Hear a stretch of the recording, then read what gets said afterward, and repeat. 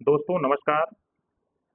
अगर आप LTGIC की तैयारी कर रहे हैं और सच में सरकारी इंटर कॉलेज में शिक्षक बनना चाहते हैं तो ये वीडियो आपके लिए गेम चेंजर साबित हो सकता है, क्योंकि आज मैं आपको बताने वाला हूँ एक ऐसी रणनीति जो आपको सिलेक्शन के बिल्कुल करीब ले जाएगी। तो दोस्तों चलिए शुरू करते हैं।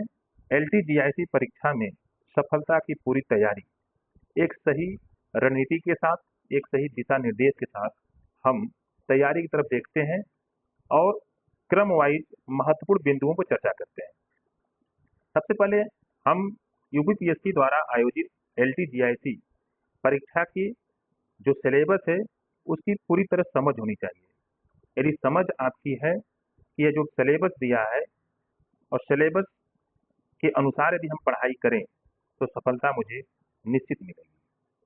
हम जानते हैं कि यह जो एग्जाम है यह 2 चरणों में होगा, प्रारंभिक परीक्षा और मुख्य परीक्षा। प्रारंभिक परीक्षा में आपको GS प्लस आपके जो मुख्य विषय आपका है यहाँ से पेपर प्रश्न बनते हैं।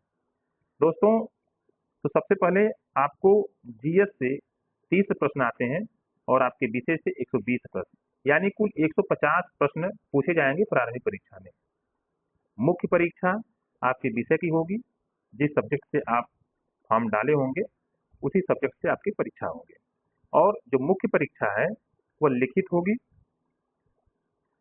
तब ये एग्जाम के बारे में समझ गए कि एग्जाम 2 चरणों में होगा, प्रारंभिक परीक्षा और मुख्य परीक्षा। अब अगले टॉपिक में हम आते हैं, समय प्रबंधन, टाइम मैनेजमेंट। समय प्रबंधन के बारे में यदि हम समझें तो सबसे पहले आपको अधिक से अधिक इस परीक्षा के लिए समय देना होगा। कम से कम 6 से 8 घंटे तक आपको समय देना है। अब यदि अधिक समय आपके पास है तो आप अपना समय और अधिक दीजिए। आपको 6 से 8 घंटा पढ़ने के लिए सबसे पहले आप अपने विषयों के बारे में समझिए कि किस विषय से कौन प्रश्न बनते हैं। तो हम जानते हैं मुख्य विषय आएंगे और आपके GS के रहेंगे। तो दोस्तों मुख्य विषय जो आपका विषय होगा यहाँ से आपको कम से कम इस पर 70% आपको ध्यान देना है मुख्य विषय पर। इसके साथ ही साथ माफ करिएगा, इसके साथ ही साथ आपको GS पर कम से कम 30% ध्यान देना है। दोस्तों मुख्य विषय पर विशेष ध्यान देना है और मुख्य विषय की तैयारी करते समय आपको यह भी ध्यान देना है कि हम बेसिक से एडवांस पर फोकस करें। दूसरी बात, आपको पिछले वर्षों का PYQ सॉल्व करना है और स्टैंडर्ड बुक से पढ़ाई करनी है। जब हम स्टैंडर्ड बुक से पढ़ाई करेंगे तब हम इस परीक्षा को क्रैक कर सकते हैं। दोस्तों स्टैंडर्ड बुक क्या होना चाहिए? तो सामान्य अध्ययन की तैयारी करने के लिए आपको स्टैटिक्स प्लस करंट अफेयर्स दोनों कवर करना है। करंट अफेयर्स आपको 6 से 8 महीने पहले से ही तैयारी करना शुरू कर देना है, क्योंकि समय बहुत कम है आपके पास।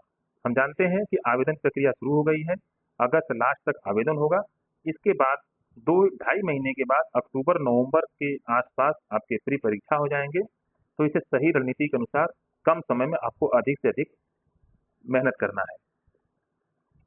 तो यदि हम मुख्य विषय या अपने विषय के साथ साथ यदि हम GS की भी तैयारी कर रहे हैं तो सबसे अच्छी सटीक रणनीति यह है कि आपको नोट्स बनाना है। आप बगैर नोट्स के कोई कार्य नहीं करेंगे। सबसे पहले आपको नोट्स बनाना है। जब आपका नोट्स बन जाएगा तो आप यह जो है नोट्स आपको एग्जाम के समय, एग्जाम के 1 महीने पहले आपको रिवीजन का काम आएगा। इसलिए आप कोई भी विषय पढ़ते रहिए तो उसका नोट्स जरूर बनाएं। दूसरी चीज है कि आपको मार्क टेस्ट देना है और PYQ डेली रिवीजन में आपको शामिल करना है। दोस्तों आप नोट्स ऐसे बनाइए ताकि आपको कम से कम उसे 3 बार रिवीजन करने का मौका मिल जाए। नेक्स्ट है कि आप इस परीक्षा को सफल होने के लिए आपके पास सबसे जो महत्वपूर्ण बिंदु है वह है अनुशासन और रणनीति के साथ साथ मानसिक तैयारी। आपको अनुशासित होना पड़ेगा। आप सोचे कि हम बिना अनुशासित हुए इस परीक्षा को पास कर जाएंगे तो बहुत मुश्किल है, क्योंकि यह लोक सेवा आयोग द्वारा परीक्षा होती है जो कि कठिन परीक्षा मानी जाती है और इसमें अभ्यर्थियों की संख्या बहुत अधिक होगी। 7,000 के आसपास सीट निकले हुए हैं, जिसमें आवेदन की संभावना जो है 12 से 15 लाख अभ्यर्थी इस परीक्षा में बैठेंगे। दोस्तों आप खुद समझ लीजिए कि कितना अधिक टफ परीक्षा होने वाला है, लेकिन आपको घबराना नहीं है। आप अनुशासित रहेंगे, मानसिक रूप से पूरी तरह से मजबूत रहेंगे, तो आप इस परीक्षा को बड़े आसानी से निकाल लेंगे।